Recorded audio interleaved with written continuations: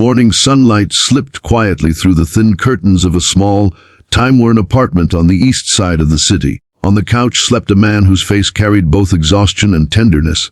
His name was Aaron Reed, a 35-year-old single father who worked double shifts at a car repair garage.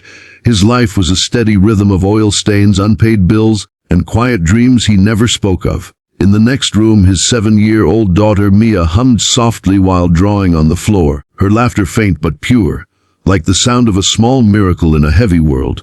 The notice on the kitchen counter reminded Aaron of reality once again. Rent due. Final warning. His heart sank. He rubbed his temples, staring at the numbers that didn't add up. He had already sold his guitar, his old watch, even his car. What more could he give? That's when an idea struck him, a desperate, reluctant one. He had a spare room, barely used, still holding boxes from a life that felt like another lifetime. He could rent it out. Maybe that could buy him another month.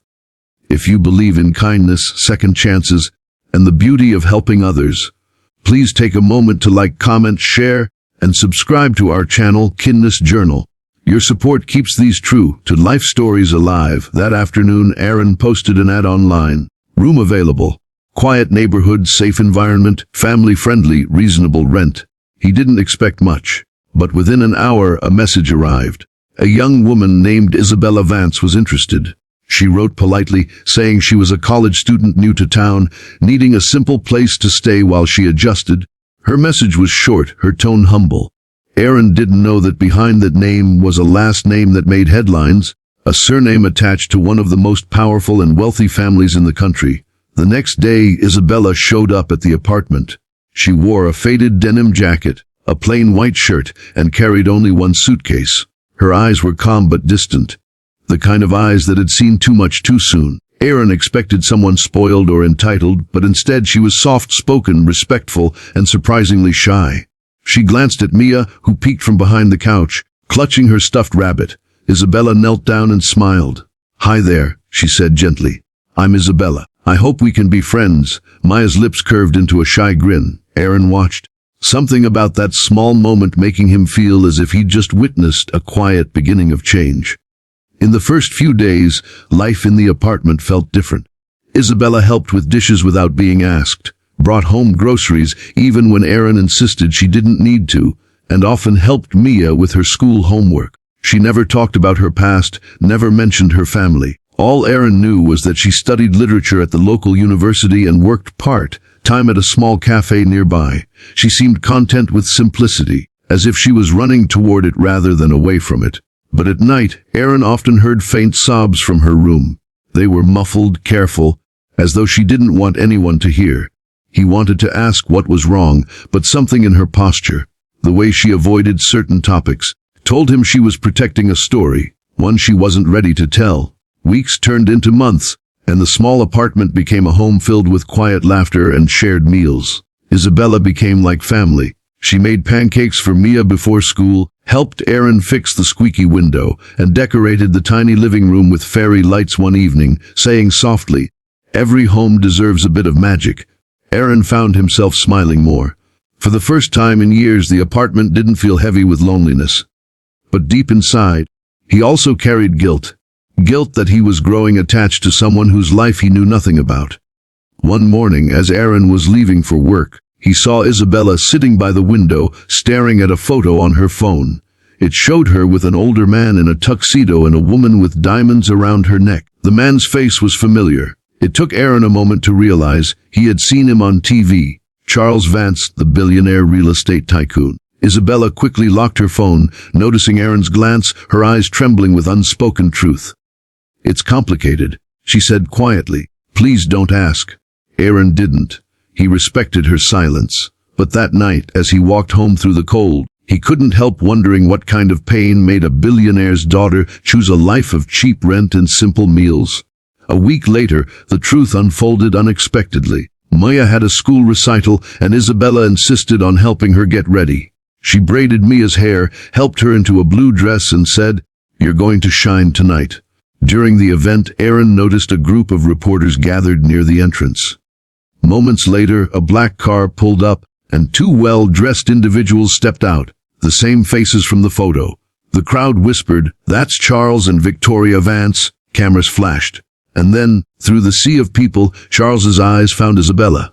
She froze, her expression breaking like glass. The next few minutes were chaos.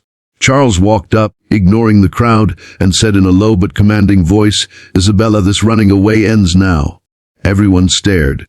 Aaron's heart pounded. Isabella's voice trembled. "I'm not running away, Dad.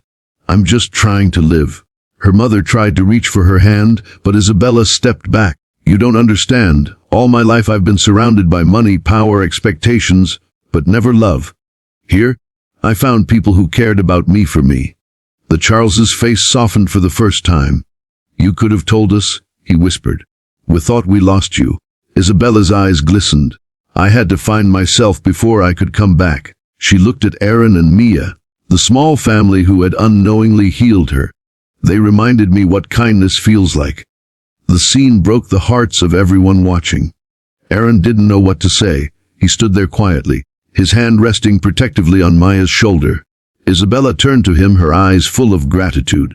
"Thank you for giving me a home when I had everything but still felt empty," she said softly. That night, she left with her parents. The apartment felt quieter than ever. Aaron tried to pretend he was fine, but every corner reminded him of her. The laughter, the scent of coffee, the gentle warmth she brought into their lives. Mia asked every night, "Will she come back?" Aaron didn't know the answer. Weeks passed. Life returned to its slow rhythm. Until one morning a letter arrived at the door. No return address, just his name written neatly. Inside was a handwritten note. "Chua, dear Aaron and Mia, thank you for reminding me that family isn't built by blood or money, but by love and kindness. You gave me more than shelter. You gave me peace. I've moved back with my parents, but I haven't forgotten where I found home. With love, Isabella." Attached was a check, enough to cover all his debts and more. But beneath the check, in small letters, she'd written, "Don't call it repayment, call it gratitude." Aaron didn't cash it right away. He sat there for hours, staring at the note, tears forming quietly. It wasn't about the money. It was about the reminder that kindness always finds its way back. When Mia asked what was wrong, Aaron smiled weakly. "Nothing, sweetheart. Sometimes good people just leave a little bit of light behind." The months later, the garage where Aaron worked received a renovation donation from an anonymous sponsor. The new signboard outside reads Honest Repairs, where kindness still lives. Everyone in town thought it was a lucky break. Aaron knew better. Somewhere out there, a young woman with quiet eyes and a $1 billion last name still believed in him. Years later, when Mia grew up and went to college, Aaron visited her dorm one afternoon. On the wall above her desk hung a framed photo of 3 people, Aaron, Mia, and Isabella, taken in their small apartment years ago. Below it, Mia had written in marker, "Kindness is the only wealth that never runs out." And in that moment, standing in the golden light of sunset, Aaron realized something. Life may not give you luxury, but it gives you chances. Chances to change someone's story just by being kind, even when you have nothing left to give. Because sometimes the richest hearts live in the simplest homes. If this story touched your heart, please like, share, and subscribe to Kindness Journal. Let's keep spreading stories that remind the world kindness still matters. Special request: before you leave, drop a comment below. Tell us one act of kindness you'll do this week. Your words might just inspire someone's heart today.